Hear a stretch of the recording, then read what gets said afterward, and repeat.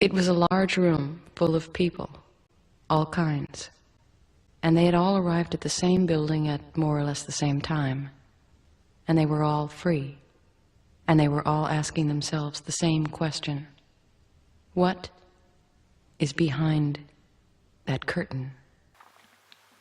Let us begin by drawing a line, something like this. This line, as Laurie Anderson suggests, may represent a curtain, and the curtain stands for a division.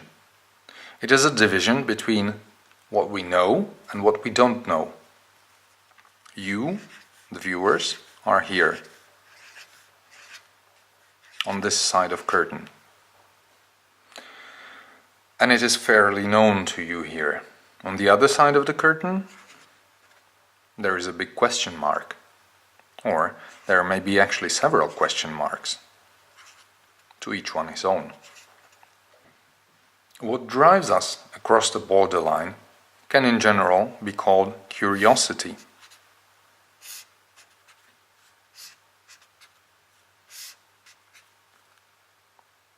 Division, as many spiritual systems teach us, is a tricky thing.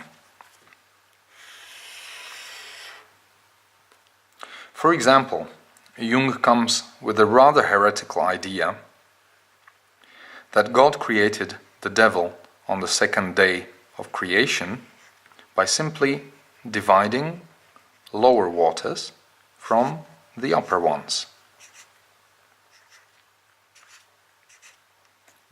That situation creates a binary opposition, and the God goes, oops, and forgets to say it was good, i.e., he refrains from his usual value judgment. Jung believes that the devil was an inevitable and calls him binarious. The division is tricky, but also gives us a choice.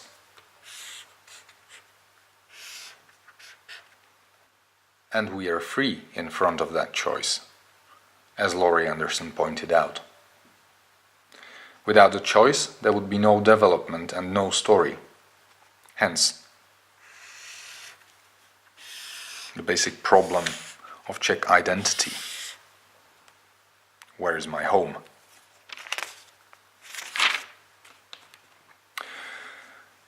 Now we already begin to sense that this line can also represent a story.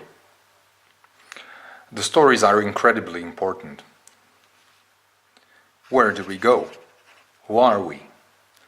Where do we come from? They determine our identity, whether it's an individual one or the collective one. The I is an entity that has a story behind it, the past, and that has something in front of it, and that is future. We write our own stories. We are offered various other stories in books, movies, religious narratives, political ideologies. These are mythologies that instruct us on what to think, how to make choices, how to act. This line can obviously represent a celluloid strip, otherwise known as film. This then would be a projection apparatus which casts the bright light across the film strip, across its present moment, at the blank cinema screen. Now if we look closely at the line, it looks something like this. It consists of numerous events, and each event determines the following one. We could also think about it this way, as a whole field of events. There are many of them. And this line is not the only one. We can draw various other lines across those events. If we think of events, we can think of two special types of event, and that is the beginning and the end. Now, this is not a line, this is a line segment. An infinite line may just as well be only a mathematical fiction. As we know, every film strip has a beginning and end. Every individual life has a beginning and end. Every society, every species, every planet, every galaxy, even every universe. We can then draw two other lines. These are again borderlines, and beyond them there are big question marks. Now, those borderlines are very impenetrable. There is no reporting from beyond them, and therefore we obviously fear. The traditional narratives give us at least some hypothetical points on what is beyond. The modernist Enlightenment narrative gives us no consolation. There is nothing, zero, note. That is why in our Western paradigm we became so obsessed with this type of line. Line of infinite growth. It is a rather dangerous line, and as we know, it resulted in this one of exponential growth. Obviously, there comes a melancholy, even despair, when we realize that the infinite growth on finite resources of one planet is just not possible. We should therefore, ethically, think more often of that line segment this way.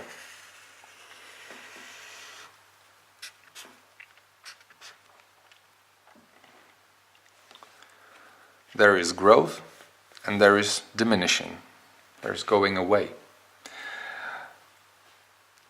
One of the fundamental differences between Freudian and Jungian analysis is that Freud, true to the modernist spirit, likes to analyze this part. What has shaped the individual up to this moment, where it is now. Now, on the other hand, Jung is more interested in this part of line, what lies in front of us. Therefore, it is quite obvious why he had to adopt narratives of fairy tales, mythologies, speak in metaphors and talk of archetypes and such. Future is in a haze, and only myths have a power to penetrate them and offer some sort of guiding light. Let me now introduce a different type of line. Is this one.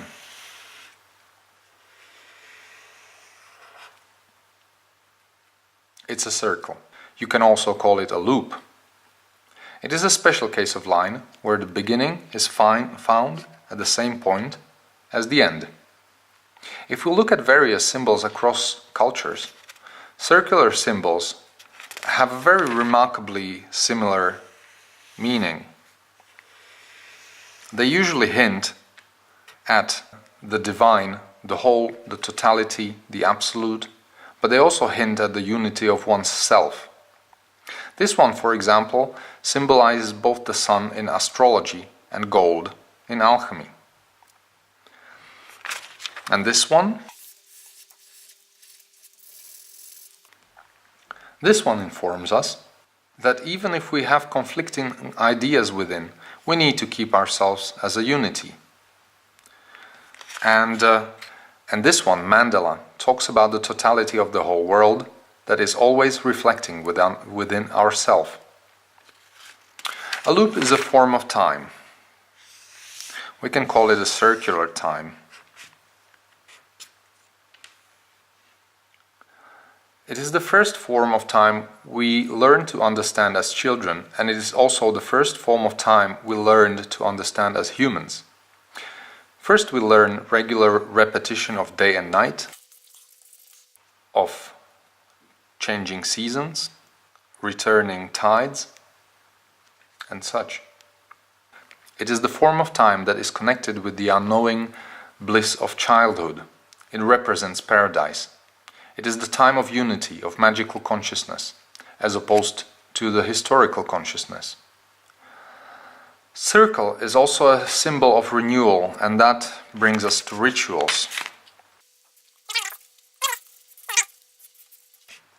That bird is the phoenix, which is a symbol of resurrection.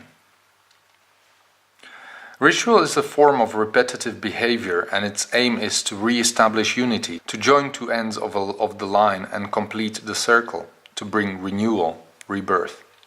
The project of modernism was to get rid of the magical consciousness as outdated and childish. It is not so easy, however, and not so simple. We all do have need for renewal. It is unbearable to live in a fully historical state of mind. And therefore, rituals come back in various forms. We can see ritual forms in all totalitarian regimes, fascist just as well as communist. We can see various personal neurotic forms, such as compulsive consumption, shopping, eating, smoking, or drug abuse. Again, let's propose another type of line. Let's say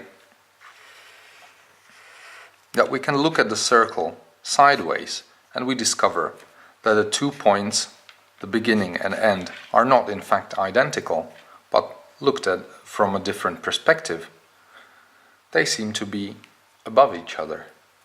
This type of loop is a very special one, and it is a feedback loop.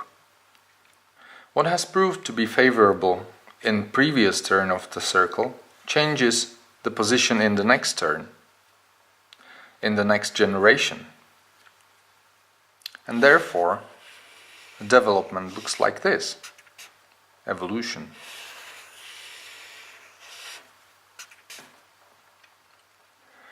The same applies for the human development. Learning and imagination gives us amazing ability to never enter the same river twice.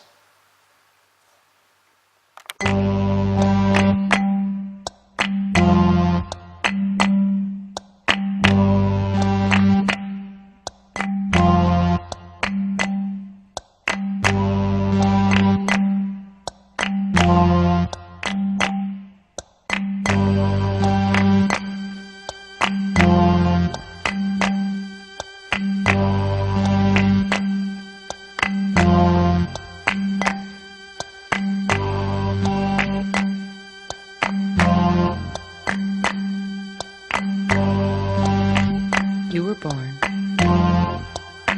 and so you're free. So happy birthday.